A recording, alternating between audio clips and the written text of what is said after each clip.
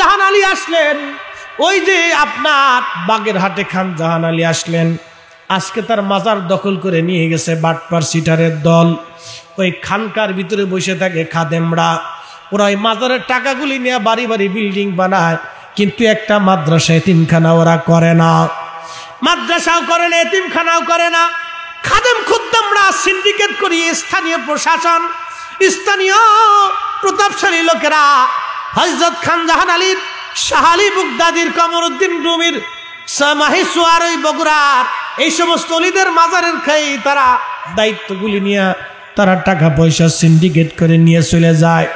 এই মাজারগুলির টাকা তো ওই খাদেম খোদ্দামদের না, খাদেম খোদ্দামদের পেটের জন্য তো মাজার বানানো হয় নাই।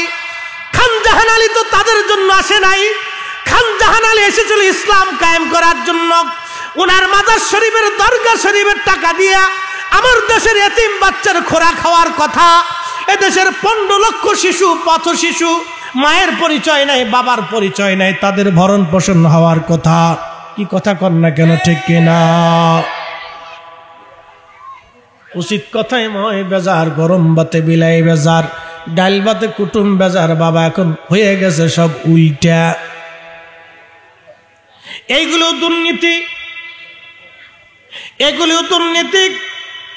বর্তমান ধর্ম মন্ত্রণালয়ের উচিত এইগুলি কি ইসলামিক ফাউন্ডেশনের আওতার ভিতরে আনিয়া, ইসলামিক ফাউন্ডেশনের আওতার মধ্যে এনে একটা ক্লিয়াজু কমিটি করে সব দরবার, মাদ্রাসা, ওলামা ইকরামের একটা কমিটি করে দিয়ে এইগুলিকে নিয়ন্ত্রণ করে নিয়ে এতিমখানার জন্য বরাদ্দ করা, মাদ্রাসার জন্য বরাদ্দ করা, ওলামা ইকরাম পথ শিশুদের জন্য বরাদ্দ করা, অসহায় মিসকিন দরিদ্র গরিব মানুষের জন্য বরাদ্দ করা, বৃদ্ধাশ্রমে যে সমস্ত অভাবী দুস্থ বৃদ্ধরা থাকে, যাদের সন্তান নাই, আপনজন কেউ নাই, জমি জমা নাই, তাদের জন্য বরাদ্দ করা।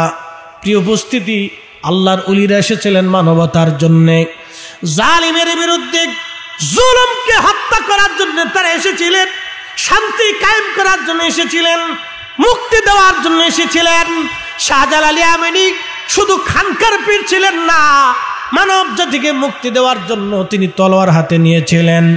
আল্লাহর ওলিরা এই মানব গোষ্ঠীকে মুক্তি দেওয়ার জন্য এসেছিলেন। তারা শুধু একটা গোষ্ঠীর জন্য না, সব মানুষের মুক্তির জন্য তারা এসেছিলেন। এজন্য দেখবেন খাজা বাবা আজমিরের মাজারে হিন্দু, বৌদ্ধ, খ্রিস্টান, মুসলমান সবাই যায়, শান্তির আশায় যায়। কারণ ওলিরা কোনো শুধু ব্যক্তির জন্য না, তারা সব মানব জাতির মুক্তির জন্য, শান্তির জন্য এসেছিলেন।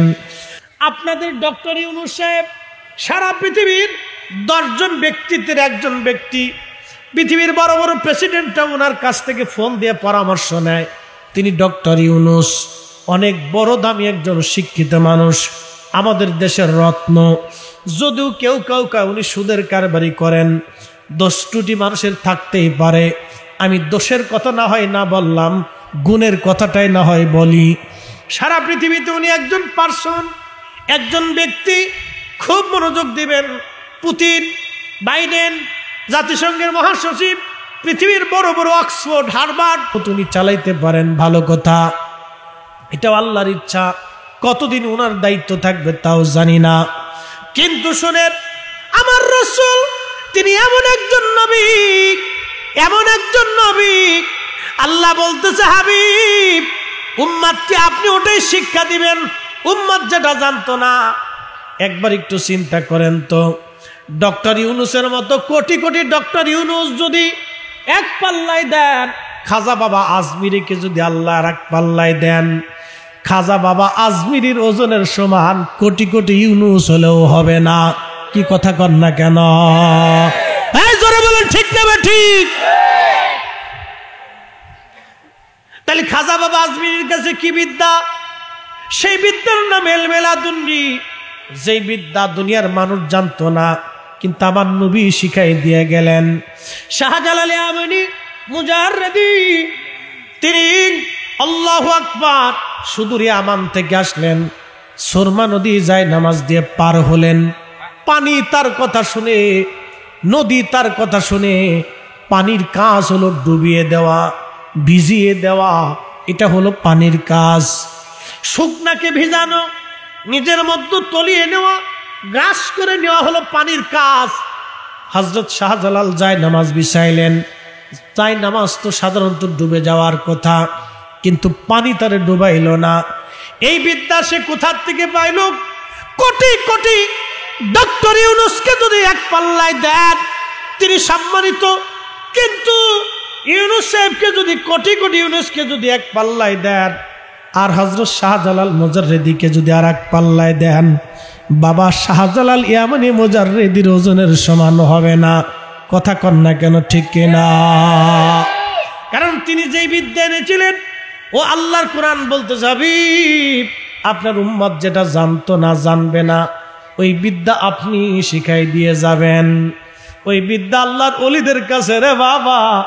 এই জন্য এদেশে ওলিরা ইসলাম কায়েম করে গেছে। যতই লাফালাফি পারাপারি করেন, ওলিদের দেওয়া ইসলামটাই সঠিক। কি কথা কন না কেন? আল্লাহর ওলিরা যেটা আনছিলেন এটা ঠিক, এটাই অরিজিনাল, এটা তাসাউফের ইসলাম, আহলে সুন্নাত ওয়াল জামাত। মানা না মানা সেটা আপনার বিষয়। আপনি মানলেও কিছু আসে যায় না, না মানলেও ইসলাম দেশ থেকে যাবে না, না মানলেও শাহজালাল ইয়ামানের দেওয়া ধর্ম দেশ থেকে যাবে না, না মানলেও খাজা আজমিরের দেওয়া ইসলাম দেশ থেকে যাবে না। আবার তার মানে এটাও না খাজা বাবা আজমিরের নাম দেয়া ডেক সরাইয়া মাজার বানাইয়া বেড়া বেড়ি এক জায়গা হইয়া ঢোল পিটিয়া নাচানাচি করবেন, এটাও আমরা মানি না। কোরআন সুন্নাহর বাহিরে আমরা মানব না। খাজা বাবা কোরআন সুন্নাহর বাহিরে ছিলেন না, শাহজালাল ইয়ামানি মুজাররিদি কোরআন সুন্নাহর বাহিরে ছিলেন না। উহুদ হলো জান্নাতের একটা পাহাড়। যদি দুনিয়াতে কোনো পাহাড়কে আপনি জান্নাতি পাহাড় দেখতে চান, তাহলে উহুদের দিকে তাকাবেন। উহুদ হলো জান্নাতের পাহাড়। আল্লাহ রাসূল বলছেন, উহুদ আমাকে ভালোবাসে, আমি উহুদকে ভালোবাসি। আলা বাবি মিন আবওয়াবিল জান্নাহ, উহুদ হলো জান্নাতের একটা পাহাড়। আমি নবী উহুদকে নিয়ে জান্নাতে চলে যাব। ও আমাকে ভালোবাসে, আমি নবী উহুদকে ভালোবাসি। উহুদ পাহাড়ের পাশে মস্ত বড় পাথরের একটা ফাঁকা, ওইখানে উহুদের যুদ্ধের দিনে আল্লাহর নবী আহত অবস্থায় নবীজিকে ফেরেশতারা নিয়ে গেলেন। সাহাবায়ে কেরাম সাথে করে নবীজিকে নিয়ে গেলেন। আসরের সময় নবীজি আহত হয়েছিলেন, কাফেররা নবীকে আক্রমণ করেছিল। সারা যুদ্ধের ময়দানে মদিনাতুল মুনওয়ারাতে সংবাদ ছড়িয়ে গেল, নবী নাই, নবী নাই, নবী নাই, নবী নাই, নবী শহীদ হয়ে গেছে। এই সংবাদ শোনার পরে সাহাবীরা পাগল পারা হয়ে গেল। কিন্তু আল্লাহর নবী ওই পাহাড়ের মাঝখানে, উহুদের এই পাহাড়ের পাথরের মাঝখানে বিশ্রাম করতেছিলেন। সেই জায়গাটা বর্তমানে সিমেন্ট দিয়ে ঘিরে রেখে দিয়েছে। ছোট্ট একটু জানালা তৈরি করা আছে। আমরা রাত্রিবেলা গেলাম এশার নামাজের সময়। চিন্তা করলাম দিনে তো গেছি, কিন্তু আজকে রাত্রিবেলা যাব। রাত্রিবেলা গেলাম। শুনে যান আপনারা, বাস্তবতা থেকে বলতেছি। রাত্রিবেলা গেলাম, যখন উপরে উঠলাম বেয়ে বেয়ে, উপরে যাওয়ার পরে লক্ষ্য করলাম শুধু বাতাসের সাথে চমৎকার একটা সুঘ্রাণ ভেসে ভেসে আসতেছে। দুনিয়ার কোনো আতরে, দুনিয়ার কোনো সুঘ্রাণই সেই সুঘ্রাণ নাই। কাবা শরীফে একটা আতর মারা হয়, এটাও চমৎকার সুঘ্রাণ। মসজিদে নববীতে রওজা শরীফের সাথে একটা আতর মারা হয়, এটাও চমৎকার সুঘ্রাণ। কিন্তু ওই ঘ্রাণের মতো কোনো ঘ্রাণ নাই। চিন্তা করলাম আমরা কয়েকজন আলেম একসঙ্গে, আরেকটু চিন্তা করলাম ভিতরে মুখ লাগায় দেখি কোথার থেকে ঘ্রাণটা আসে। সিমেন্টের ওই ছোট্ট জানালা, পাথর বিক উঠা বড় কষ্ট। পাথর ধরে সিমেন্টের ওই জানালার ভিতরে মাথা ঢুকাইয়া দেখলাম, হায় হায়, ভিতর থেকে ঘ্রাণ আর ঘ্রাণ আর ঘ্রাণ আসতেছে। কিন্তু কেউ সেখানে আতর মাখায় নাই, সেখানে কেউ সেন্ট মারতে যায় নাই। রাত্রিবেলা প্রত্যেক রাত্রে ওখান থেকে ঘ্রাণ আসে। 1450 বছর আগে ওইখানে আল্লাহর নবী বিশ্রাম করেছিলেন। আহত অবস্থায় নবীজিকে ফেরেশতারা সেবা করেছিল, সাহাবীরা সেবা করেছিল। সেইখান থেকে 1450 বছর পরে এখনো ঘ্রাণ আসে। একবার জোরে বলা যাবে আল্লাহু আকবার। শুধু আমি এখানে আরো 4-5 জন আলেম আমরা একসঙ্গে ছিলাম, এশার নামাজ পড়লাম ওইখানে জমাতে, এরপরে দোয়া দরুদ করলাম, নফল পড়লাম, মিলাদ শরীফ পড়লাম, কান্নাকাটি করলাম, ঘিরান আসতেই লাগলো। একটা সেকেন্ডের জন্য ওই সুঘ্রাণ বন্ধ হয় নাই, ঘ্রাণ আসতে লাগলো। 1450 বছর পরেও রসুল কারীমের পবিত্রতার ঘেরান এখনো উহুদের পাহাড়ের ওই ফাঁকা পাহাড়ের ওই মাঝখান থেকে ঘেরান এখনো আসে। একসাথে জোরে বলবেন আল্লাহু আকবার। আহা, এখনো ঘেরান আসে। শুধু চারপাশে যা দেখবেন এই মানব জাতির জন্য আমার আল্লাহ বানাইলেন। আল্লাহ বলেন তুলিজুল লাইলা ফিন নাহারি ওয়া তুলিজুন নাহারা ফিল লাইল। আমি রাত থেকে দিন বের করি, দিন থেকে রাত বের করি। এই যে এখন রাত, এরপরে আবার দিন আসবে, সূর্য উদয় হবে, সূর্য আবার অস্ত যাবে। কিন্তু আপনি জানেন না, আমি জানি না এই সূর্যটা কার হুকুমে চলে। অবশ্যই আপনি বলবেন এটা আল্লাহর হুকুমেই চলে। আমরাও জানি এটা আল্লাহর হুকুমেই চলে। সূর্য এমনভাবে আল্লাহর হুকুমটাকে মান্য করে, 1 সেকেন্ড আগে উঠে না, 1 সেকেন্ড পরেও উঠে না। আল্লাহর দেওয়া নির্দিষ্ট সময়ে সূর্য উদয় হয়, আল্লাহর দেওয়া নির্দিষ্ট সময়ে সূর্যটা ডুবে যায়। একবার জোরে বলা যাবে কি সুবহানাল্লাহ?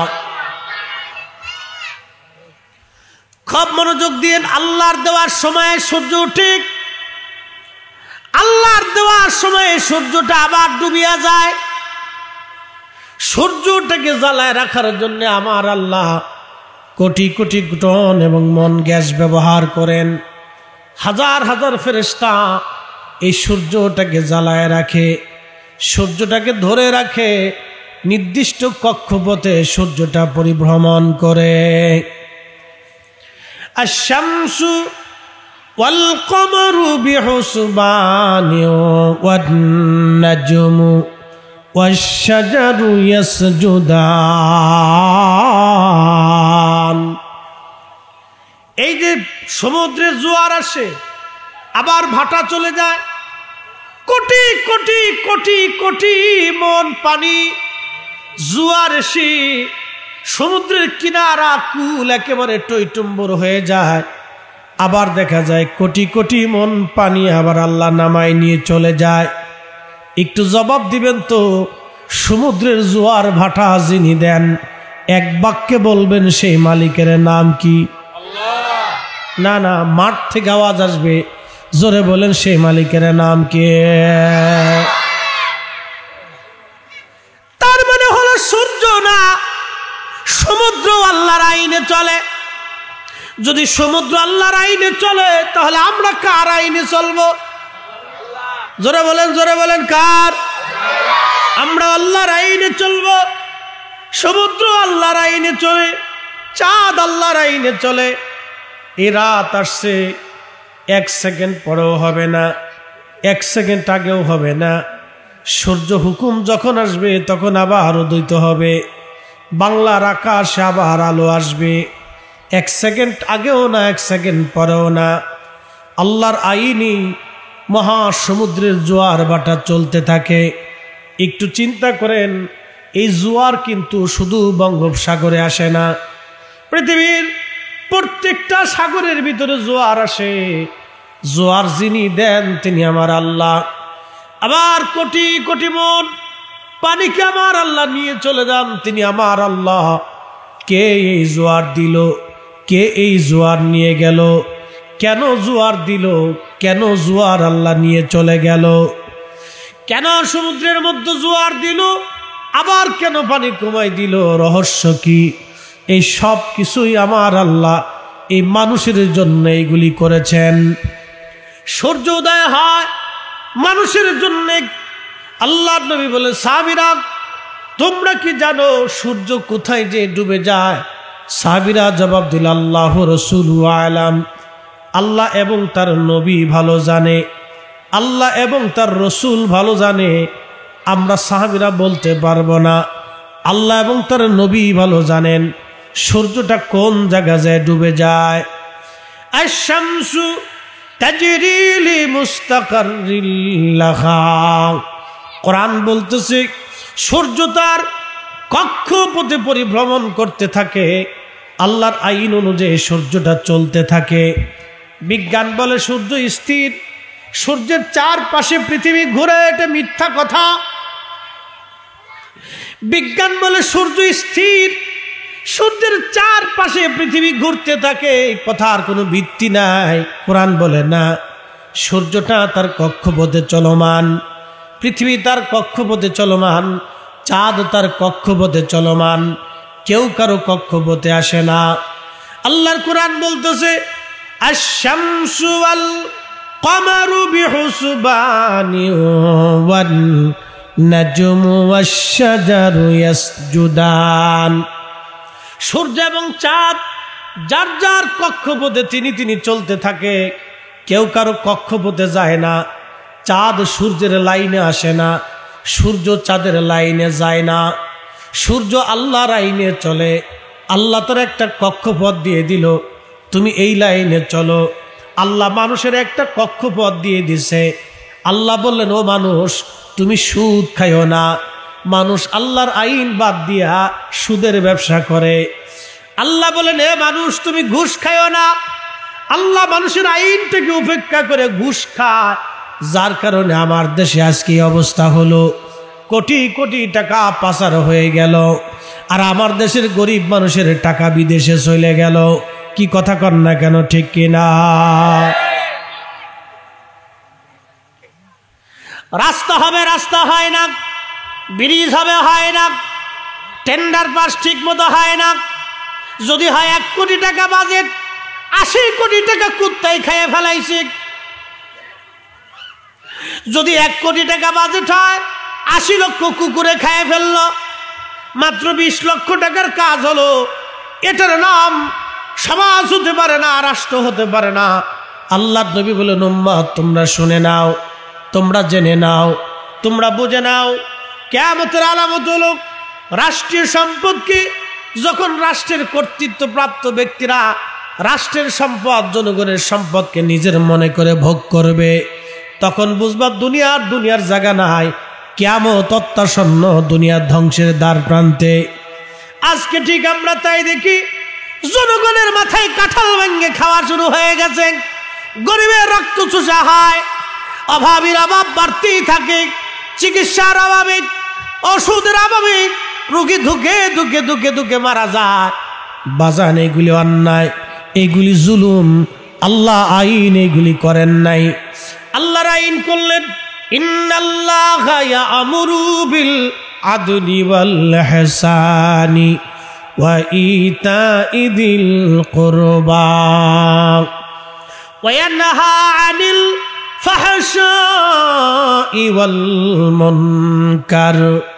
যদি ফাহিশা কাজ আপনি দেখতে চান, তাহলে কক্সবাজারের সমুদ্র বীচগুলিতে ঘুরে দেখে আসবেন বিকেলবেলা কি পরিমাণে ফাহিশা কাজ হয়।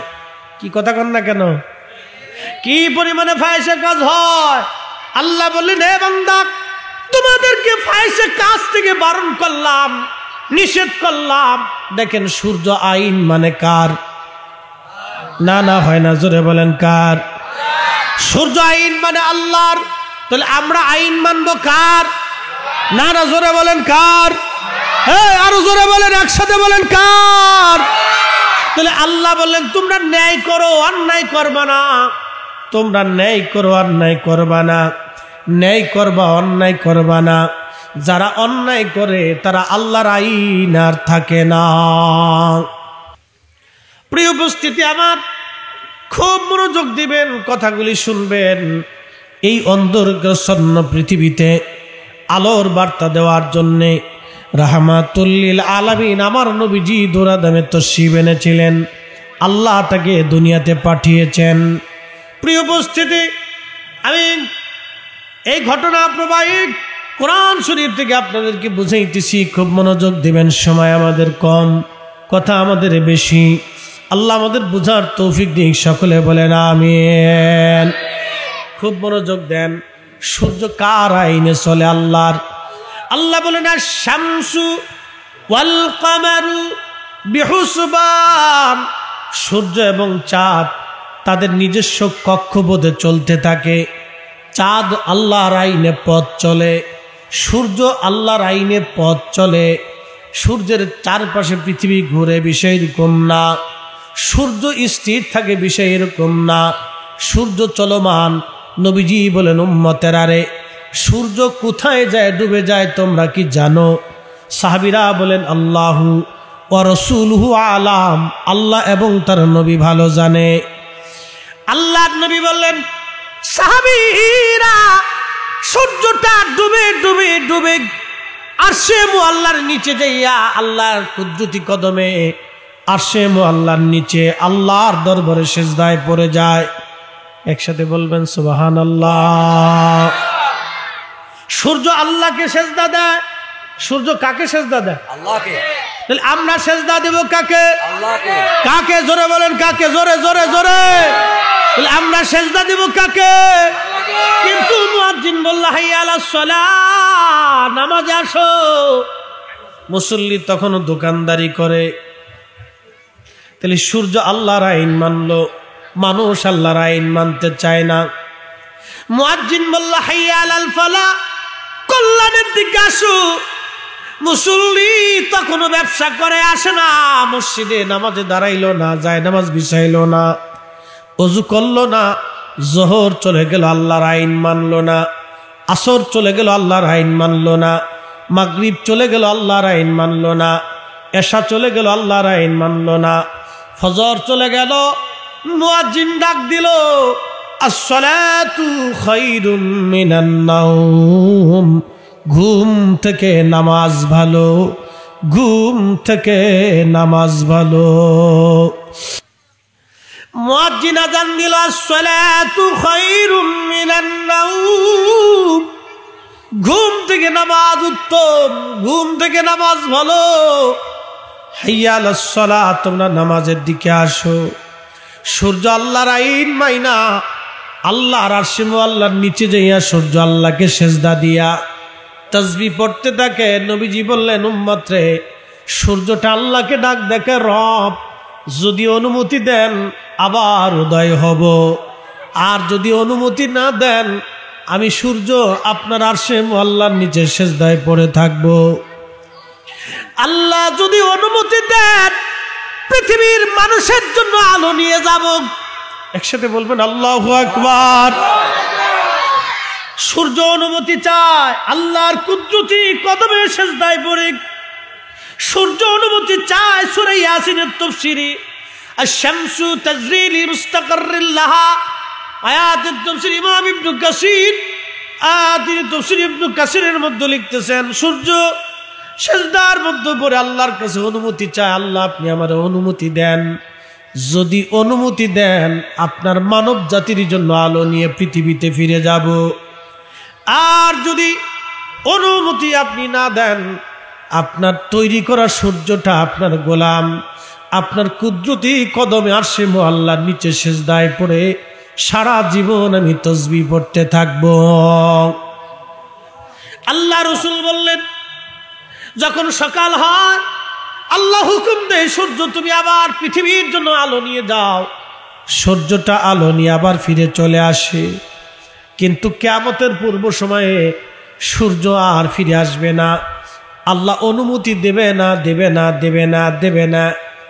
এরকম প্রায় 6 মাস পর্যন্ত পৃথিবী অন্ধকারে নিমজ্জিত হয়ে যাবে। সূর্যের আলো নাই, আলো নাই, আলো নাই, আলো নাই, আলো নাই। তামাম পৃথিবী অন্ধকারে নিমজ্জিত, সূর্যের আলো নাই।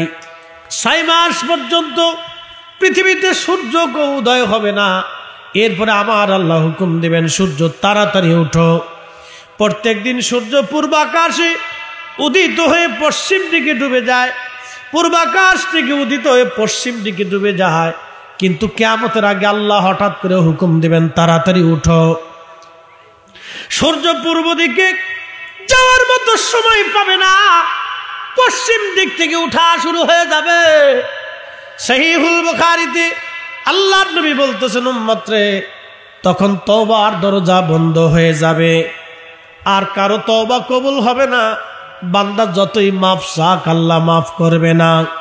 বান্দা যতই বলুক আস্তাগফিরুল্লাহ যামবি, আস্তাগফিরুল্লাহ ওয়া আতুবু ইলাইহি, আস্তাগফিরুল্লাহ রাব্বি মিন কুল্লি যামবি ওয়া আতুবু ইলাইহি, যতই বলুক আস্তাগফিরুল্লাহ ইন্নাল্লাহা গফুরুর রহিম, যতই বলুক বান্দা আর তওবা কবুল হবে না।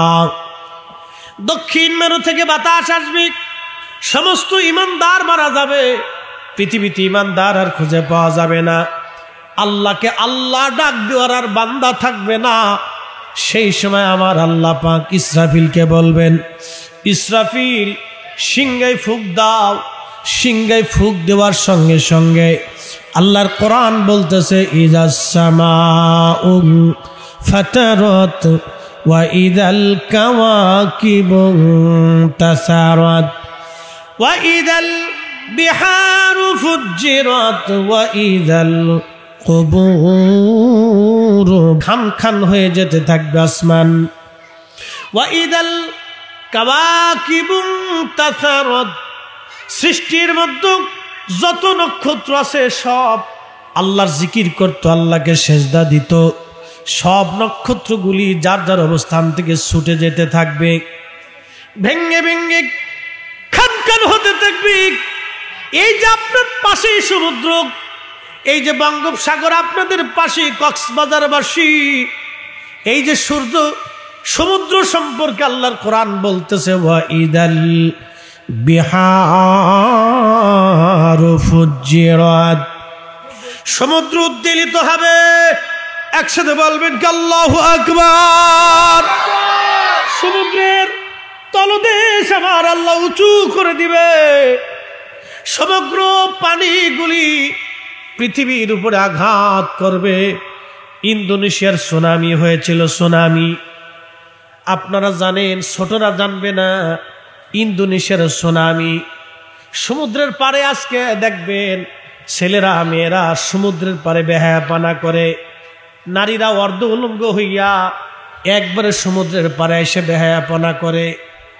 ইন্দোনেশিয়া, অস্ট্রেলিয়া, থাইল্যান্ড, এরপরে আপনার শ্রীলঙ্কা, ভারত, বাংলাদেশ, এরপরে আপনার মালয়েশিয়া, যতগুলি সমুদ্র উপকূল ছিল ওই অঞ্চলে সমুদ্রের তলদেশটাকে আল্লাহ উঁচা করে দিলেন।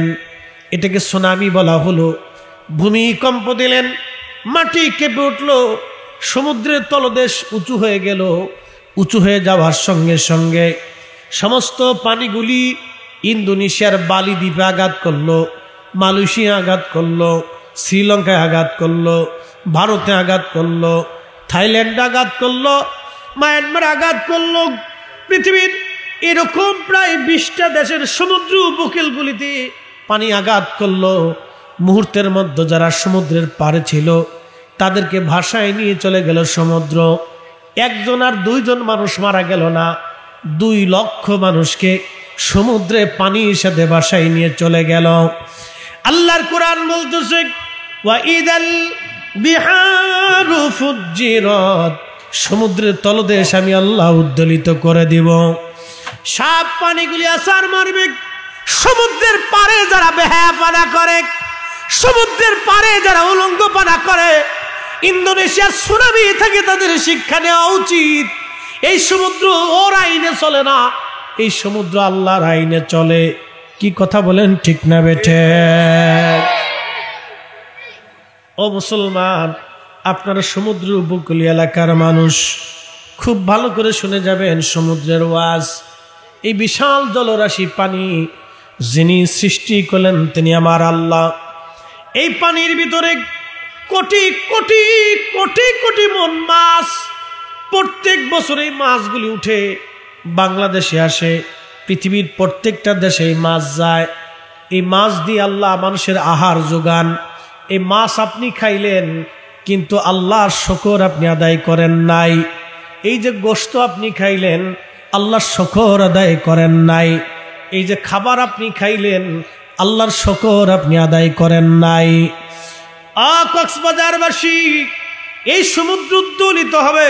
কোরআন বলতেছে ওয়াইদাল বিহারু ফুজ্জিরাত, সেই সমুদ্রটা উদ্দোলিত হয়ে সমস্ত পানিগুলি পৃথিবীতে আঘাত করবে।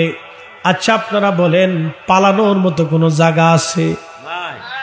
একসাথে পিছন থেকে বলেন, পালানোর মতো কোনো জায়গা আছে? এই আপনাদের পাশে বঙ্গোপসাগর, যদি বঙ্গোপসাগরের নিচে ভূমিকম্প হয়, ওই যে সেন্ট মার্টিন দ্বীপ, আজ থেকে 500 বছর আগে এই সাগরের ভিতরে সেন্ট মার্টিন নামে কোনো দ্বীপ ছিল না। শুনে যান আজকে সেন্ট মার্টিন দ্বীপের ইতিহাস। এই যে আপনাদের সেন্ট মার্টিন দ্বীপে মানুষ ঘুরতে যায়, আনন্দ করতে যায়, ফুর্তি করার জন্য চলে যায়। আজ থেকে 500 বছর আগে সেন্ট মার্টিন দ্বীপের কোনো অস্তিত্ব পৃথিবীতে ছিল না। এই সাগরের মধ্যে 500 বছর আগে সেন্ট মার্টিন ছিল না। 1000 বছর আগে বাংলাদেশ, ভারত, এই যে আপনার পার্শ্ববর্তী অঞ্চলগুলি দিয়া, মায়ানমারের রাখাইনের অঞ্চল দিয়া, এরপরে আপনার ওই ভারতের ওই যে আপনার মিজোরাম, এরপরে ত্রিপুরা থেকে শুরু করে এই অঞ্চল দিয়ে বিরাট একটা ভূমিকম্প হয়েছিল। এই বিরাট দ্বীপ সমুদ্রের ভিতরে আল্লাহ আবার ভাসায় দিতে পারে, ওটা আল্লাহর ইচ্ছা, এটা আমাদের কোনো ইচ্ছা নাই। প্রিয় উপস্থিতি, কিন্তু কোরআন আবার বলতেছে শোনো, এই সমুদ্র উদ্দীলিত হবে, সমগ্র সমুদ্রের পানিগুলি পৃথিবীর উপরে ধেয়ে আসবে। মানুষ পালানোর কোথাও কোনো রাস্তা খুঁজে পাবে না। কোথায় পালাবে সে? পালানোর কোনো রাস্তা নাই, পালানোর কোনো রাস্তা নাই। কক্সবাজারবাসী, এরপর আমার আল্লাহ বলতেছেন ওয়াইদাল কুবুরু বুসিরাত, কবর উদ্দোলিত হবে, কবর ভেঙে যাবে। কবর থেকে হাজার হাজার বছর আগের কবর থেকে মানুষ উঠে হাসরের ময়দানে আল্লাহর দিকে দৌড়াইতে থাকবে। সেই দিন আজকে যারা হাজার হাজার কোটি টাকা চুরি করলো তারাও যাবে। দরবেশ বাবাও কিয়ামতের ময়দানে দাঁড়াবে। কথা বুঝেন না মনে হয়? দরবেশ সাহেব কিয়ামতের ময়দানে দাঁড়াবে। যারা হাজার হাজার কোটি টাকা মানুষেরটা হক মেরে নিয়ে গেল তারাও দাঁড়াবে। সবাই একসাথে দৌড়াইতে থাকবে। কিন্তু সেই দিন নবীজি বলতেছেন, এই যে সোনা দানা, টাকা পয়সা, হীরা মণিমুক্তার জন্য যারা আজকে গরিবের হক মেরে দিল, যারা আজকে আমার অসুস্থ মানুষের চিকিৎসার ওষুধ মেরে দিল, যারা আজকে আমার দরিদ্র মানুষের খাবার মেরে দিল, চাল মেরে দিল, ডাল মেরে দিল, টিন মেরে দিল, গম মেরে দিল, এবং আগামীতে যারা মারবে, যারা মারছে, যারা মারতেছে, যারা মারবে, যারা আগে মারছে, যারা বর্তমানে মারতেছে, আগামীতে যারা মারবে, সেই দিন কিয়ামতের ময়দানে যারা যখন দৌড়াইতে থাকবে, আল্লাহ বলেন ওয়াইদাল কুবুরু বুসিরাত আলিমাত নাফসুম মা কদ্দামাত ওয়া আখারাত। আয়াতের তাফসীরে নবীজি বলতেছেন, সোনা দানা বের হয়ে আসবে, মণিমুক্তা বের হয়ে আসবে। সেই দিন এই সমস্ত ধনী ব্যক্তি যারা যারা সম্পদের জন্য গরিবের হক মারছিল, সোনা দানা মণিমুক্তার জন্য, দুনিয়ার একটু সুখের জন্য যারা গরিবের হক মেরে দিয়েছিল, তারা আফসোস করবে, হায় হায় আজকে কত সোনা দানা পড়ে রয়েছে, ধরে নেওয়ার মানুষ নাই।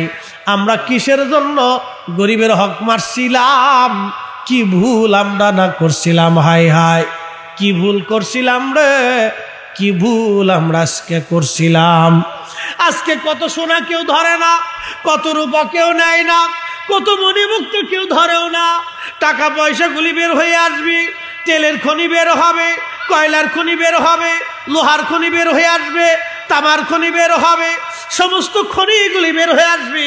যারা দুনিয়ার অর্থের জন্য পাগল পারা ছিল, সেই দিন তারা আফসোস করে বলবে, হায় হায়, এই খনিজ সম্পদের জন্যে, এই অর্থের জন্য আমরা মানুষরে খুন করছিলাম, মানুষরে মারছিলাম, অন্যের জমি দখল করছিলাম, আজকে কত জমি পড়ে রইছে, ধরার মতো আজকে কেউ নাই। অন্যের জমি আমি কেড়ে নিলাম, ভাইয়ের হক মিটাইলাম, বোনের জমি ফাঁকি দিয়ে মাইরে দিলাম, এতিম ভাতিজার জমি মারলাম, এতিম ভাতিজির জমিন মেরে দিলাম, ভাগ্নির জমিন মেরে দিলাম, ভাইপোতের জমিন মেরে দিলাম। করলাম কি রে, দুনিয়াতে এইগুলো কেন করছিলাম, আয় আফসোস। আল্লাহর নবী বললেন, তখন তারা গোশতগুলি কামড়ে কামড়ে, দেহের গোশতগুলি টেনে টেনে ছিঁড়ে ফেলবে। আল্লাহু আকবার। না না, আরো জোরে বলেন আল্লাহু আকবার। শরীরের গোশতগুলি টেনে টেনে কামড়ায় কামড়ায় টেনে টেনে ছিঁড়ে ফেলবে, আর আফসোস করবে, হায় হায় করলাম কি, করলাম কি, হায় আফসোস করলাম কি। সেই দিন তারা আফসোস করতে থাকবে, কিন্তু তার ওই আফসোসে আর নাজাত হবে না, আফসোসে তার আর সেই দিন নাজাত হবে না। সেই দিন আল্লাহর বান্দা বলবে, ফায়াকুল রাব্বি, ওগো মালিক, লাউলা আখারতানি ইলা আজালিন করিব, আল্লাহ আমাদেরকে আবার নতুন করে হায়াত দাও, আবার জীবন দাও, আমাদেরকে দুনিয়াতে আবার তুমি পাঠাও। ফাসাদ্দাকা, বেশি বেশি করে তোমার পথে দান সদকা করব, বেশি বেশি করে তোমার পথে পয়সা খরচা করব। ওয়া আকুম মিনাস সলিহিন, নেককারদের অন্তর্ভুক্ত হয়ে যাব, নামাজির কাতারে যাব, রোজাদারের কাতারে যাব, হজ করনেওয়ালার কাতারে যাব, জিকির করনেওয়ালার কাতারে বসবো, দুরূদ পড়নেওয়ালার মজলিসে বসবো। আল্লাহ, আমরা সালেহিনদের অন্তর্ভুক্ত হয়ে যাব। আল্লাহ আমাদেরকে আবার দুনিয়াতে পাঠাও, দুনিয়াতে যাওয়ার সুযোগ আল্লাহ দিয়ে দাও। সেদিন আল্লাহ বলবেন, ওয়ালা ইউআখিরাল্লাহু নাফসান ইযা জাআ আজালুহা,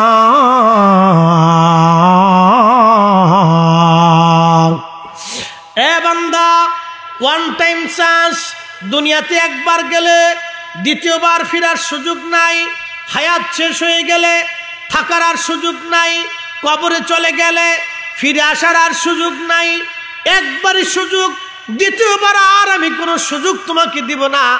ওয়ান টাইম সুযোগ বান্দা, আর কোনো সুযোগ তুমি পাবা না।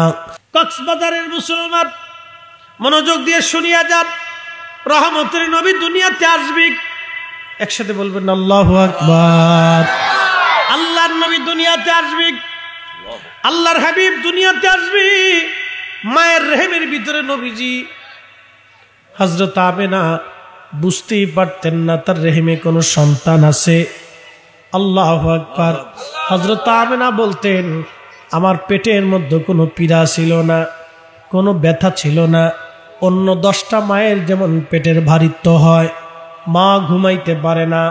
এ যুবক, এ যুবতী, তোমরা যারা মাকে কষ্ট দাও, তোমরা যারা মাকে ধমক দাও, মাকে গালি দাও, মাকে গালি দাও, মাকে কষ্ট দাও, মাকে খাইতে দিতে চাও না, ওষুধ কিনে দিতে চাও না, ও বন্ধু ভালো করে শুনে যাও, মা ঘুমাইতে পারে না। কত রজনী মার ঘুম হয় নাই, ব্যথার মা ঘুম ভেঙে গেছে, ব্যথা উঠেছে, মার ঘুম ভেঙে গেছে। সবাই ঘুমায়, গভীর রাত্রে মার ঘুম ভাঙছে, পেটের মধ্যে পা দিয়ে আঘাত করা হয়েছে, মা ব্যথায় ঘুম ভেঙে গেল, ক্ষুধায় ঘুম ভেঙে গেল। আহা, এইরকম কত রজনী মা ঘুমাইতে পারে নাই। ছোট্ট শিশু আপনি পেশাব করে দিয়েছেন, কেঁদে ফেলেছেন সবাই ঘুমে, কিন্তু মা ঘুমাইতে পারে নাই। আপনার পেশাব পরিষ্কার করে দিয়ে মা আপনাকে আবার বুকে নিয়েছে, পায়খানা করে দিয়েছেন, সবাই ঘুমায় কিন্তু মা ঘুমায় নাই। আপনারে পরিষ্কার করে দিয়ে মা আবার আপনাকে কোলে নিয়ে ঘুমিয়েছে। কেঁদে দিয়েছেন, মা ঘুম আসে নাই, ঘুম ভেঙে গেল, সবাই ঘুমায় কিন্তু মা ঘুমায় নাই। এই জন্য আল্লাহর কোরআন বলল, আনিশকুরলি ওয়ালি ওয়ালিদাইক, বান্দারে তুমি আমার শুকর আদায় করবা, আমি আল্লাহর শুকরিয়া কৃতজ্ঞতা আদায় করার পরে তুমি তোমার মা বাবার কৃতজ্ঞতা আদায় করবা, তুমি তোমার মা বাবার কৃতজ্ঞ হবা। আমি আল্লাহর কৃতজ্ঞ হওয়ার পরে তুমি তোমার মা বাবার কৃতজ্ঞ হবা। ও যুবক, আপনাকে বলে দিয়ে যাই, মাঝে মধ্যে ডিসকভারি দেখবেন। হুজুর আপনিও কি টেলিভিশন দেখেন? হ্যাঁ দেখি। আমি বন জঙ্গল দেখি, আল্লাহ সৃষ্টিগুলি দেখি আর আশ্চর্য হই। দেখবেন মহিষের দল দৌড়ায় দৌড়ায় যায় জঙ্গলের মধ্য দিয়ে। সিংহ বাঘ মহিষ ধরার জন্য, শিকার ধরার জন্য ছোট্ট বাচ্চাকে খুঁজে পায়। সমস্ত মহিষ দৌড়ায় চলে গেল, কিন্তু মা মহিষটা বাচ্চা ছেড়ে দিয়ে যায় নাই। সে বাঘের সাথে মারামারি করতে থাকে। নিজের জীবন বিপন্ন করে দিয়ে মহিষ সন্তানকে ছেড়ে না যে বাঘের সাথে মারামারি করলো।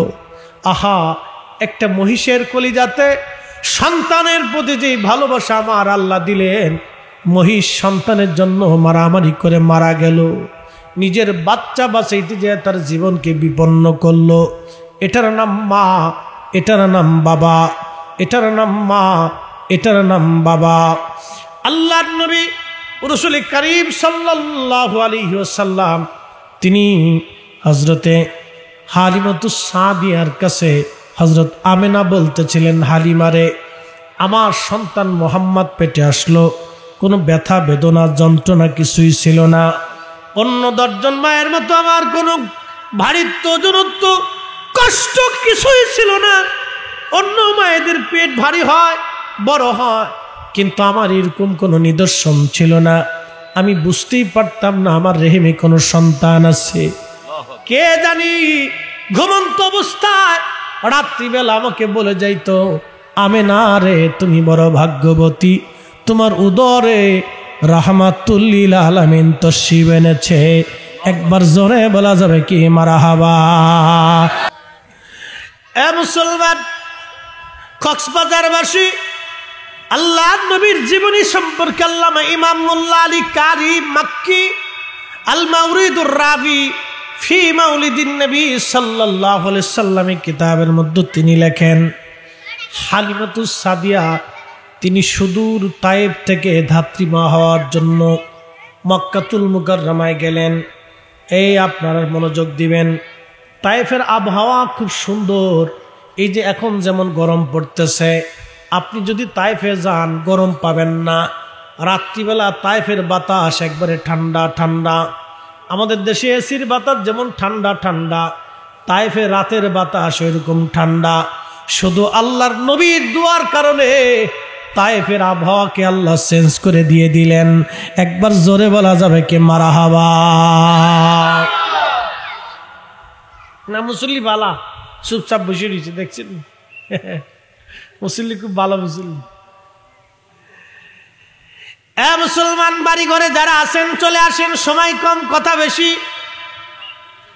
আমি আপনাদেরকে নিয়ে একেবারে লম্বা টাইম দিব না, একটা নির্দিষ্ট সময় ছেড়ে দিয়ে দোয়া করে আমিও চলে যাব। কালকে আমার মাহফিল সাতক্ষীরা কালীগঞ্জ, এখন বসে আছি কক্সবাজার। এটা আমার হাতের মধ্যে নাই, সব আল্লাহর ইচ্ছা। আল্লাহ বলেন, অতারজুকু মান তাশাউ বিগয়রি হিসাব। ও আল্লাহ, আমার বান্দা কোথায় তোমার রিজিক, কত পরিমাণে রিজিক, এটা সব আমি আল্লাহ বরাদ্দ করি। আমি আল্লাহর বরাদ্দ। ওমা তাদরি নাফসুম মাযা তাকসিবু গাদা, আগামী সময় তোমার জন্য কি আসবে তুমি জানো না, এটা আল্লাহর হাতে। কি কথা কর না কেন, ঠিক কিনা? নদীর এপার ভাঙ্গি ওপার করে, এই তো নদীর খেলা। সকাল বেলার ধনী রে তুই, ফকির সন্ধ্যা বেলা। সকাল বেলার ধনী রে তুই, ফকির সন্ধ্যা বেলা।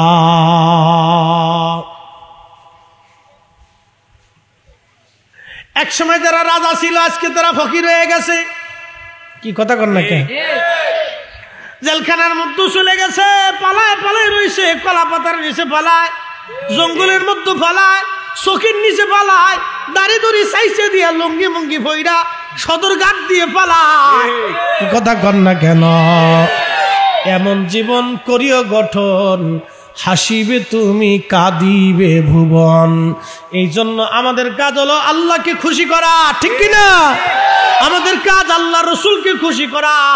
আল্লাহ তার রসুলকে খুশি করে যাওয়াটাই বুদ্ধিমানের কাজ। আপনি শত শত কোটি টাকার মালিক হইলেন, ছেলেটা বোতল সার মুরিদ। বোতল সারে চিনছেন আপনারা? বোতল সার। আপনি শত শত কোটি টাকার মালিক, কিন্তু পোলা বোতল সার মুরিদ। বোতল টানতে টানতে ঘরের মধ্যে এসে বাপেরে কয়, বিয়াই ভালো আছেননি? হ্যাঁ আছে তো। ওরা বোতল সার মুরিদ, ওদের কোনো সুখ নাই। ওরা কোটি কোটি টাকার মালিক হতে পারে, কারণ কোটি টাকার মালিক হয়েছে নিজের টাকায় না, এটা আমাদের মতো গরিব মানুষের রক্ত চুইসা। কি কথা কন না কেন?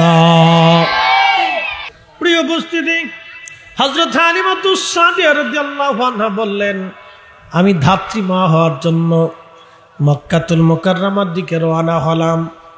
গেলাম আমি মক্কায়, কিন্তু আমার উট ছিল দুর্বল, আমার গাধাটাও ছিল দুর্বল। আমাদের বাড়ি দারুণ অভাব ছিল, অভাবের তাড়নায় আমি পেট ভরে খাইতে পারতাম না। অভাব এত বেশি, পেট ভরে খাইতে পারি না আমি, এত বিরাট অভাব আমার ঘরের মধ্যে। আমার বাচ্চাটারও আমি দুধ দিতে পারি না, আমার স্বামীও দুর্বল। এতই অভাব, আমি উঠে এবং গাধারে ঠিক মতো খাবার ঘাসও আমি খাওয়াইতে পারি না। এত কঠিন পরিস্থিতিতে সন্তান আনার জন্য সুদূর তায়েফ থেকে আমি রওনা দিলাম। তায়েফ থেকে রওনা দিয়ে আমি মক্কায় গেলাম। আমার আগে সমস্ত তায়েফের লোকজন, অন্যান্য মহিলারা যারা ধাত্রীমা হওয়ার জন্য গিয়েছিল, তাদের তাজা তাজা উট দুম্বা এবং তারা গাধা নিয়ে চলে গেল। আমার 2-3 দিন আগে তারা মক্কায় পৌঁছায় গেল। আমার উট আমার উট এবং গাধা দুইটাই দুর্বল ছিল। ঝিমাইয়া ঝিমাইয়া যেতে যেতে যেতে যেতে আমার 2-3 দিন দেরি হয়ে গেল। যখন আমি মক্কার দিকে যাইতেছি, তখন দেখলাম অন্যান্য মহিলারা বাচ্চা কাচ্চা নিয়ে তারা তায়েফের দিকে রওনা হয়ে গেছে। সবাই বাচ্চা নিয়ে চলে গেল। আমি তখন মক্কায় ঢুকলাম। ঢুকার পরে মক্কার মানুষের কাছে খোঁজ নিলাম, জিজ্ঞেস করলাম, মক্কায় কি আর কারো ঘরে কোনো সন্তান আছে? সবাই বলল, না, মক্কার যত সন্তান ছিল তায়েফের মানুষ এসে ধাত্রীমা হয়ে ধাত্রী হিসেবে তারা নিয়ে চলে গেছে, কিন্তু মক্কাতে একজনের ঘরে একটা মাত্র সন্তান আছে। তার নাম আব্দুল্লাহ, সন্তানের নাম মোহাম্মদ, তার মায়ের নাম আমেনা, দাদার নাম আব্দুল মুত্তালিব, কুরাইশ বংশের বনু হাশেমের সন্তান। এছাড়া আর কোনো সন্তান নাই। কিন্তু আপত্তি হলো তার বাবা মারা গেছে, সে এতিম, বাবা নাই, এতিম। হালিমাতুস সাদিয়া স্বামীরে বলতেছে, স্বামী, সব সন্তান তো সবাই নিয়ে চলে গেল, এখন একটা মাত্র বাচ্চা আছে, এতিম, তার নাম মোহাম্মদ, বাবার নাম আব্দুল্লাহ, মারা গেছে। মা আছে, দাদা বেশি আছে। আমরা যদি সন্তান নেই তাহলে আমাদের ভরণ পোষণ কে দেবে? এমনি তো আমরা গরিব মানুষ, আমাদের ঘরে দারুণ অভাব। আমার বাচ্চারই তো দুধ খাওয়াইতে পারি না অভাবের তাড়নায়। আমি হালিমাই তো নিজেই শুকায় গেলাম। স্বামীরে, চলো আমরা তায়েফে আবার ফিরে চলে যাই।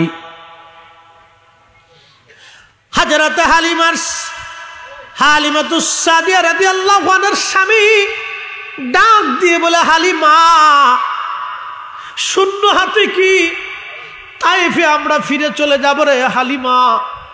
একেবারে শূন্য ফিরে চলে যাওয়ার চাইতে যদি বাচ্চাটা নেও বা না নেই, নেওয়া না নেওয়া পরে সিদ্ধান্ত নিব। হালিমারে, আগে চলো একটা নজর ওই বাচ্চাটারে দেখে আসি। হালিমা, চলো একটা বার ওই বাচ্চাটারে আমরা দেখে আসি। হযরত হালিমাতুস সাদিয়া বলতেছে, দুনিয়ার মানুষ স্বামীর কথা অনুযায়ী আমি চিন্তা করলাম, বাচ্চাটা নেই বা না নেই, একটা নজর তো দেখে আসা যায়, দেখি কেমন বাচ্চা। হালিমাতুস সাদিয়া বলেন, দুনিয়ার মানুষ সে।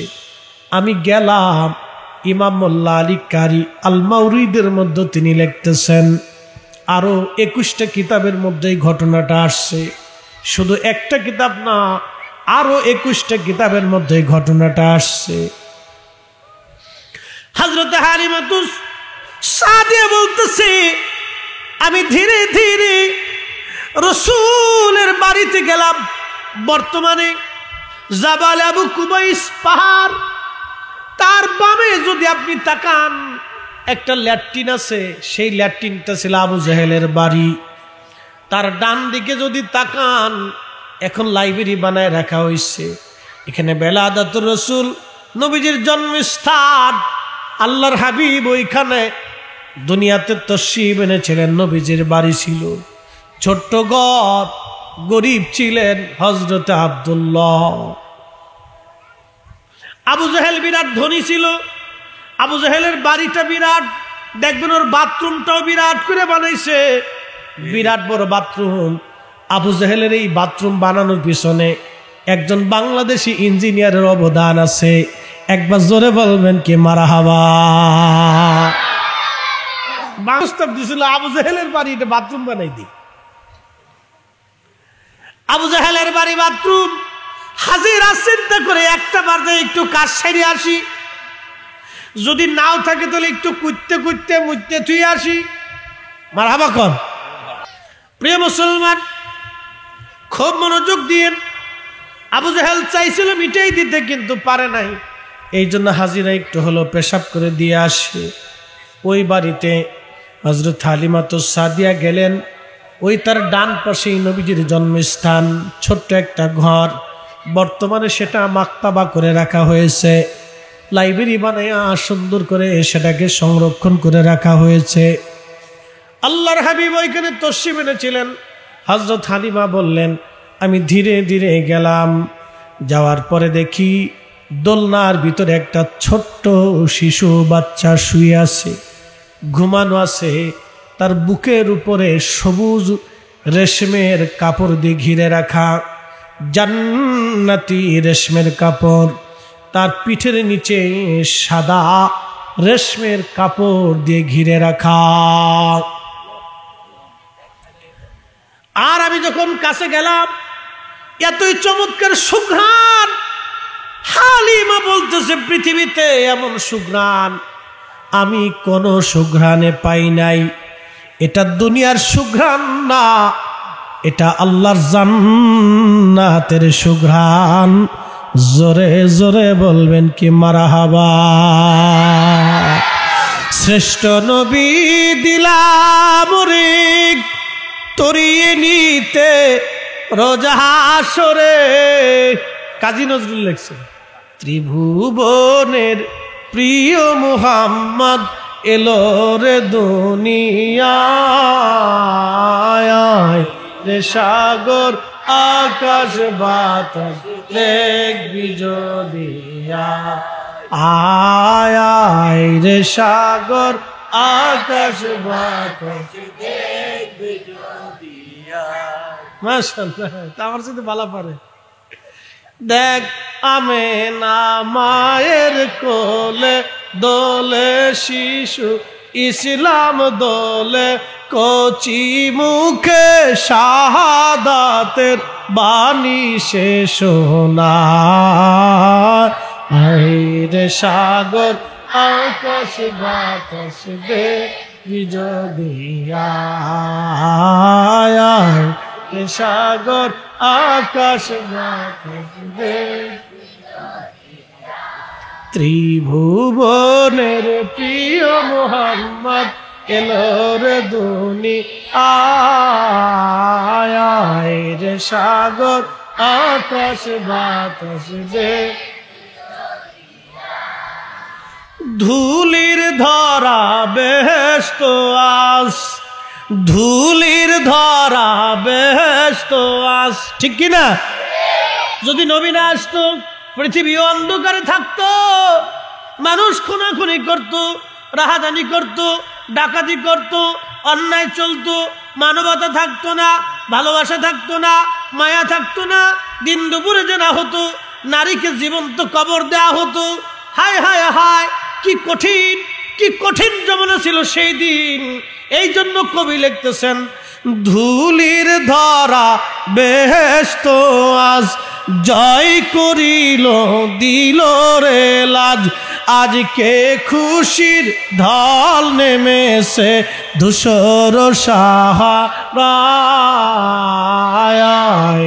সাগর আকাশ বাতাস বিজদিয়া, আয় রে সাগর আকাশ বাতাস দেখবি যদিয়া, ত্রিভুবনের প্রিয় মুহাম্মদ, ত্রিভুবনের প্রিয় মুহাম্মদ এলো রে দুনিয়ায়, রে সাগর আকাশ বাতাস দেখবি যদি আয়। আল্লাহুম্মা সাল্লি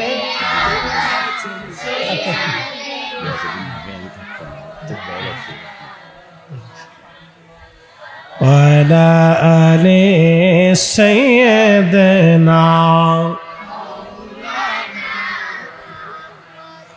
হালিমাতুস সাদিয়া বললেন, এতই চমৎকার ঘ্রাণ আসতে লাগলো, পৃথিবীর কোন সুগন্ধ থেকে ঘ্রাণ আমি কখনো পাইনি, পৃথিবীর কোন সুঘ্রাণে সুগন্ধ আসতে পারে না। হালিমাতুস সাদিয়া বলেন, আমার শিশু নবীর সুন্দর চেহারার দিকে আমি তাকায়া অভিভূত হলাম। মানুষ এত সুন্দর কি করে হয়? মানুষ এত সুন্দর কি করে হয়? আমি নবীর দিকে তাকাইয়া পাগল পারা হয়ে গেলাম।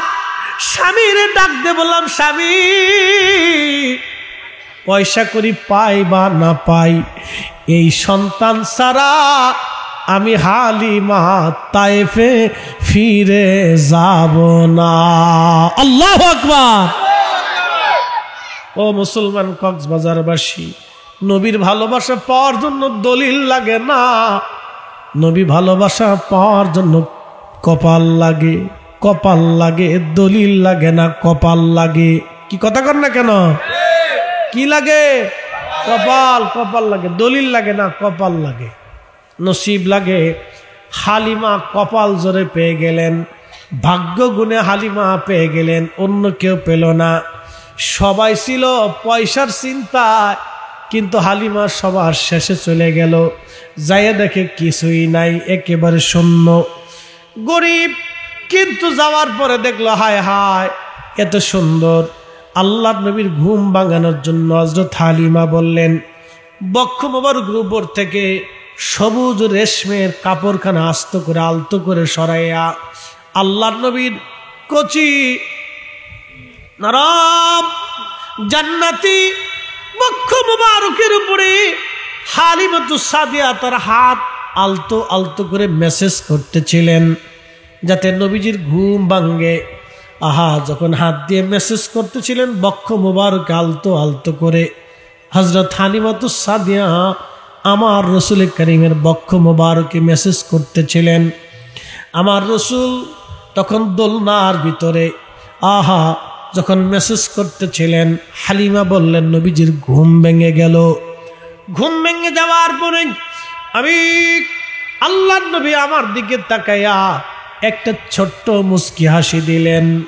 ওই হাসিটা এতই মারাত্মক, আমি হালিমা হাসিটা দেখার সঙ্গে আরো পাগল পারা হয়ে গেলাম। আর একটু লক্ষ্য করলাম, ইমাম মোল্লা আলী কারি আল মাওরিদের মধ্যে তিনি লিখতেছেন, হযরত হালিমা বলতেছেন, নবীজির জুলফি মোবারকের মাঝখানে, জুলফি তো চিনছেন, এই যে ভুরু, এই ভুরু মোবারকের মাঝখানের কপাল, এই কপাল মোবারক থেকে একটা নূর মোবারক বের হইয়া খিলাল সামা, একবারে মধ্য আকাশ পর্যন্ত এই নূর মুবারক চলে গেল। একবার জোরে বলবেন আল্লাহু আকবার। না না, আরো জোরে বলেন আল্লাহু আকবার। তিনি নবী রাহমাতুল লিল আলামিন। এই জন্য আল্লামা ডক্টর ইকবাল বললেন, মগজ কোরা রুহে ঈমান জানে দিন হাসতে হব্বে রাহমাতুল লিল আলামিন। কোরআনের মগজ বলো, ঈমানের রুহ বলো, ধর্মের প্রাণ বলো, সব কিছুর মূলে আল্লাহর নবীর ভালোবাসা। নবীর ভালোবাসা যেখানে ঈমান আছে সেখানে, নবীর ভালোবাসা যেখানে দ্বীন আছে সেখানে, নবীর ভালোবাসা যেখানে এই ধর্ম আছে সেখানে। নবীর ভালোবাসা নেই, কোরআন নাই, ঈমান নাই, ধর্ম নাই, প্রেম নবী যেখানে সব আছে সেখানে। রসুলের মোহাব্বত নাই যেখানে, সেখানে কিছুই নাই। এটা সারমর্মহীন। এখান থেকে সারা নির্যাস আপনি কিছুই পাবেন না। দুধ ছাড়া যেমন ঘিয়ের অস্তিত্ব নাই, ঠিক নবীর ভালোবাসা ছাড়া ঈমানে কিনের অস্তিত্ব নাই। কক্সবাজারবাসী খুবই মনোযোগ দিবেন। হালিমাতুস সাদিয়া রাদিয়াল্লাহু আনহা তিনি বলতেছেন, নূর মুবারক বের হইয়া খিলালাস সামা, একবারে মধ্য আকাশ পর্যন্ত চলে গেল। আমি ওই জুলফি মুবারকের মাঝখানে চুমা খাইলাম। চুমা খাওয়ার পরে নবীজির নিচে ধরে আমি আমার বুকের মধ্যে নবীকে নিয়ে নিলাম। কোলের মধ্যে নিয়ে আল্লাহর হাবিবকে আমি আমার স্তনের দুগ্ধ পান করাইতে লাগলাম। যখনই নবীজি আমার দুগ্ধ পান করা শুরু করলো, হযরত হালিমা বললেন, দুনিয়ার মানুষ, আমি ছিলাম দুর্বল। আল্লাহর নবীকে কোলে নেওয়ার সঙ্গে সঙ্গে আল্লাহ কুদরতিভাবে আমারে বানাই দিল সবল। একবার আওয়াজ তুলে বলবেন কি মারহাবা। রাহমাতুল লিল আলামিন, আপনি উম্মতের জাবিন, গুনাহগারের অতি আপনজন। আল্লাহর নবী নূরের নবীও, আপনি নবী আমার জীবনের জীবন। হযরত হালিমাতুস সাদিয়া রাদিয়াল্লাহু আনহা বললেন, ডান স্তনের দুগ্ধ নবীজি পান করতেন। নবীজিকে বুকে নিলাম। আমি দুর্বল ছিলাম, হয়ে গেলাম সবল। নবীজিকে আমি আমার তাঁবুর মধ্যে নিয়ে গেলাম। রাত্রিবেলা মক্কাতে নিয়ে গেলাম, আমি আমার কাছে রাখতে লাগলাম। আমার উট ছিল দুর্বল। আমার স্বামী দৌড়াইয়া উট দহন করতে গেল, দেখি আমার উটের কোনো দুধ আসে কিনা। এতদিন এক কাতরাও দুধ পাইতাম না দহন করে। স্বামী দৌড়াই গেলেন, উটের উলানে হাত দিলেন, দুধ দহন করে একেবারে পাতিল ভর্তি করে নিয়ে আসলেন। স্বামী দৌড়ে এসে বলল, হালিমা, কোন বাচ্চা তুমি নিয়েছ? আমার উটের দুধ ছিল না, উটের দুধ দহন করে পাতিল ভর্তি করে নিয়ে আসছে রে হালিমা। হালিমা রে, মোহাম্মদ আমিন রে সারা আমরা তায়ে ফিরে যাব না। এই বাচ্চা বড় বরকতওয়ালা বাচ্চা, এই বাচ্চা ছাড়া আমরা তায়েফে ফিরে যাব না। তিনি অন্য কেউ না, রাহমাতুল লিল আলামিন। জোরে বলেন, রাহমাতুল লিল আলামিন। হযরত হালিমাতুস সাদিয়া রাদিয়াল্লাহু আনহা বলেন, নবীজিকে সবসময় আমি ডান স্তনের দুগ্ধ পান করাইতাম। আমার কোলের মধ্যে একটা ছোট্ট বাচ্চা ছিল, আল্লাহর নবীর বয়সের একটা বাচ্চা। আল্লাহর নবীর চেয়ে একটু বড় হবে, কয়েক মাসের। ওই বাচ্চাটা আমি দুধ পান করাইতাম। আল্লাহর নবী আমার ডান স্তনের দুধ পান করাইতাম, কিন্তু কখনো নবীজি বাম স্তনের দুধ পান করতেন না। আল্লাহর নবী নবুয়ত প্রাপ্ত হলেন, অর্থাৎ কোরআন নাজিল হলো। আমি আল্লাহর হাবিবের খেদমত উপস্থিত হলাম। সেই দিন নবীজির নবুয়ত। আমি তখন বৃদ্ধা একজন নারী। আল্লাহর নবী হালিমার জন্য চাদর বিছাই দিলেন। চাদর বিছাই দেওয়ার পরে আমি বসলাম। বসার পরে আমি মুস্কি হাসি দিয়ে বললাম, ইয়া রাসূলুল্লাহ, আজকে একটা গোপন কথা আমাকে বলা লাগবে। বলতেছে, মা, কি গোপন কথা বলেন? বলে, ইয়া রাসূলুল্লাহ, আপনি যখন আমার দুগ্ধ পান করতেন, নবী গো, আপনি ডান স্তনের দুগ্ধ পান করতেন।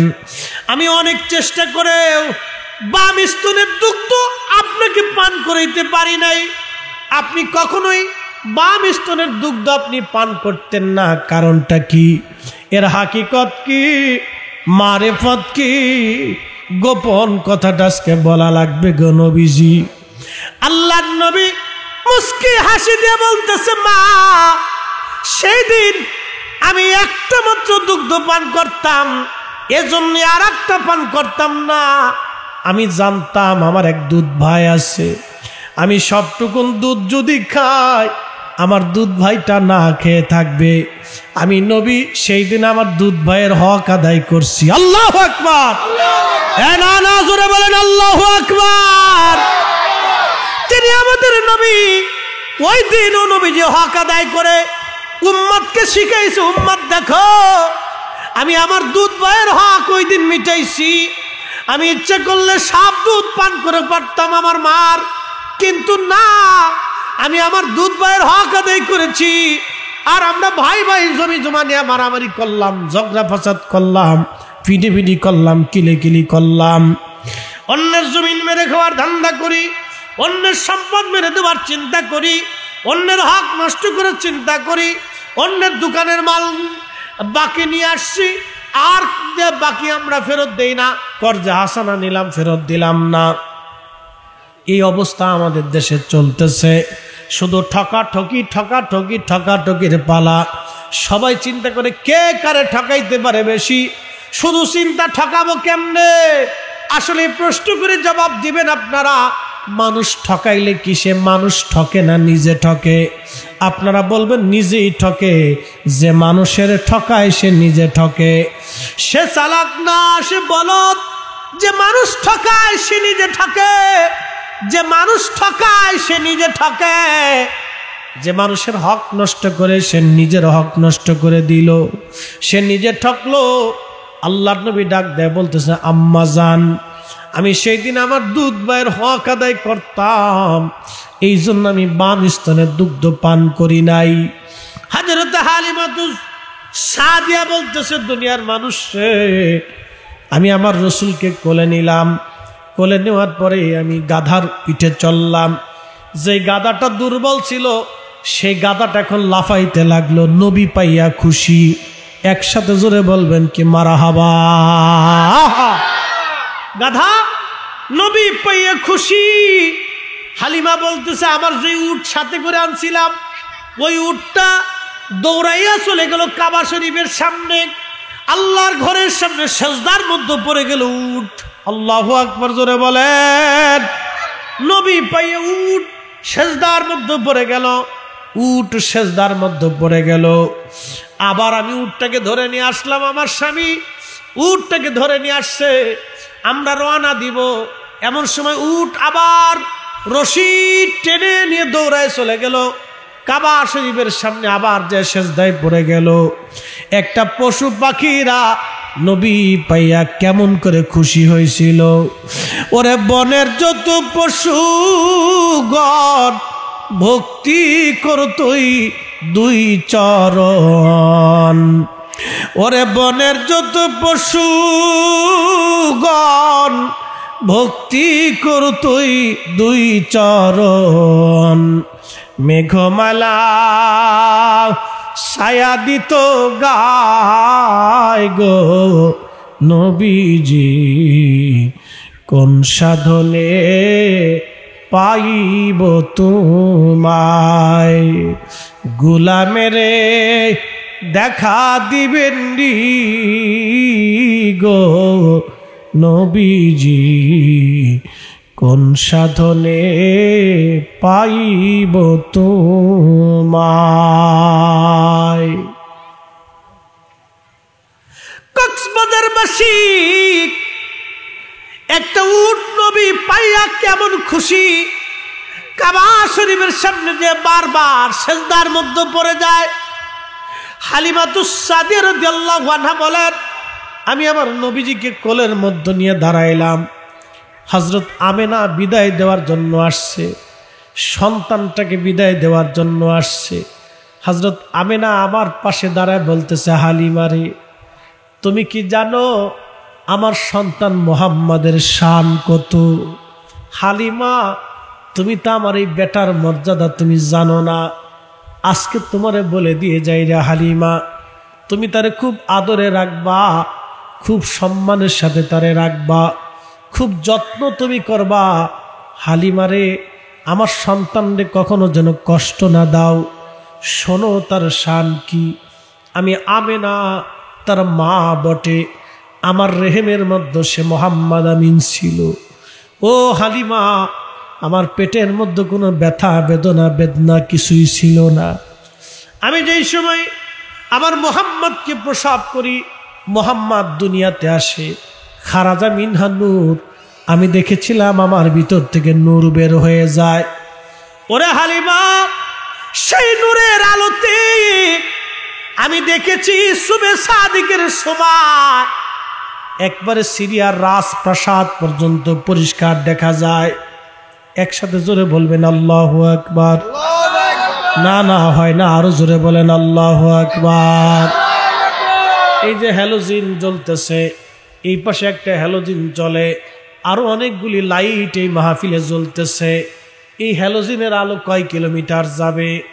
আমার নবীর নূরের আলো এত বিরাট, নবীজির নূরের আলো এটা অরিজিনাল আলো, হেদায়েতের আলো না। হেদায়েতের আলো দিয়ে তো আমরা আলোকিত হলাম। আমাদের হেদায়েতের আলো কালবের মধ্যে আসার কারণে আমাদের ঈমান আসলো, নবীর প্রতি ভালোবাসা আসলো।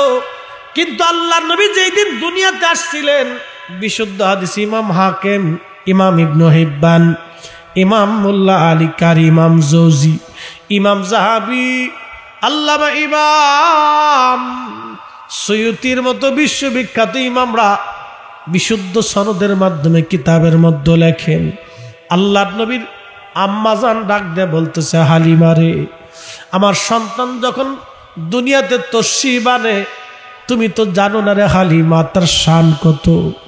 সব সন্তান রাশিয়া কান্না করে নিজের জন্য। আমি আমেনা দেখেছিলাম আমার সন্তান যখন দুনিয়াতে আসছে, আমি দেখি আমার মুহাম্মদ সেজদার মধ্যে পড়িয়া কান্দে, ইয়া রাব্বি হাবলি উম্মতি বলিয়া। চিৎকার মেরে জোরে বলবেন কি মারহাবা। আমরা সেই নবীর উম্মত, এই জন্য কোরআন বলতেছে, কামা আরসালনা ফীকুম রাসূলাম মিনকুম ইয়াতলু আলাইকুম আয়াতিনা ওয়া ইউযাক্কিকুম ওয়া ইউআল্লিমুকুমুল কিতাবা ওয়াল হিকমাতা ওয়া ইউআল্লিমুকুম মা লাম তাকুনু তা'লামুন। আমি এমন একজন নবী তোমাদের মধ্যে পাঠাইলাম, এমন একজন রসূল তোমাদের মধ্যে পাঠাইলাম, যিনি আমি আল্লাহর আয়াত সমূহ তোমাদেরকে তেলাওয়াত করে শোনাবে, ওয়া ইউযাক্কিকুম, তোমাদেরকে পবিত্র বানাবে, পাক বানাবে। এজন্য রসুল করিম নিজে ছিলেন পাক। এই জন্য আমরা বলি রসুলে পাক, নবী পাক, নবী পাক। নবীজির পেশাব পাক, পায়খানা পাক, থুতু পাক, ঘাম পাক, রক্ত পাক, দেহ পাক, চুল মুবারক পাক। যার কারণে আমি নিজে আরো 4-5 জন আলেম উহুদের সেই ফাঁকা পাথরের মাঝখানে রাত্রিবেলা ঘন্টার পর ঘন্টা সুঘ্রাণ 1450 বছর পরেও পেয়েছি।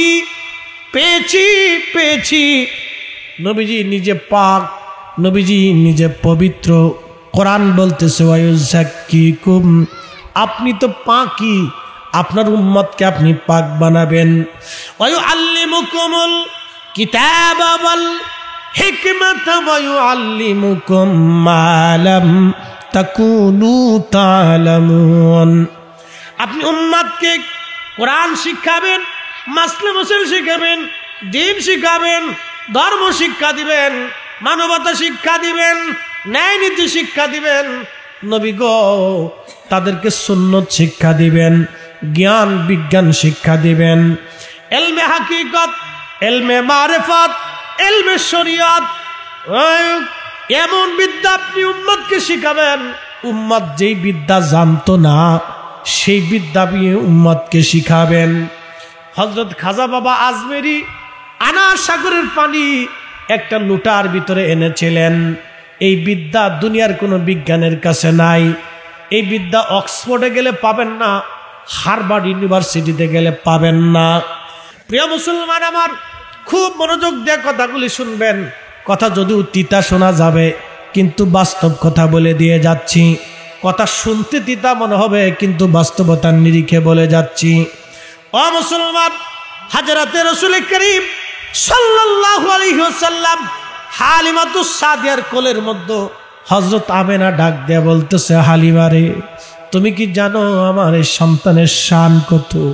হালিমা শুনে নাও, আমার এই সন্তান যখন দুনিয়াতে আসবে, তখন আমার দুনিয়াতে আসার সময় আমি ঘরের মধ্যে কুয়াশা কুয়াশা ভাব এসে গেল। পোড়া ঘর একবারে ঘিরে ফেলে দিল।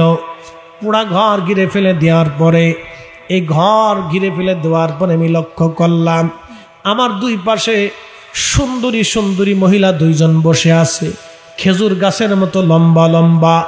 অর্থাৎ একজনের নাম হাওয়া। জিজ্ঞেস করলাম, আপনি কে? আমার পাশে আপনি বসে আছেন। বলে, আমি হাওয়া, আমি আদমের স্ত্রী হাওয়া। আপনি কে? বলে, আমি হযরত ঈসা নবীর মা মরিয়াম। কি জন্য আপনারা আসছেন? বলে, আমেনা রে, আমি আদমের স্ত্রী হাওয়া, মানব জাতির মা। আরে আমেনা, আমি মরিয়াম, ঈসা রুহুল্লাহর মা। ওরে আমেনা, তুমি পরম ভাগ্যবতী একজন নারী। আমি যদিও হাওয়া আদম জাতির মা, কিন্তু শোনো আমেনা রে, তুমি বড় ভাগ্যবতী আমেনা। তোমার উদরে রাহমাতুল লিল আলামিন তশরিফ আনবে এখন। তাকে রিসিভ করার জন্য আল্লাহ রাব্বুল আলামিন, তাকে রিসিভ করার জন্য আল্লাহ আমাকে পাঠিয়েছে। একসাথে জোরে বলবেন কি আল্লাহু আকবার? না না হয় না, আরো জোরে বলেন আল্লাহু আকবার। এসেছেন যত নবী সকলের ইমাম, সালাম নবী তোমায় হাজারো সালাম ইয়া নবী।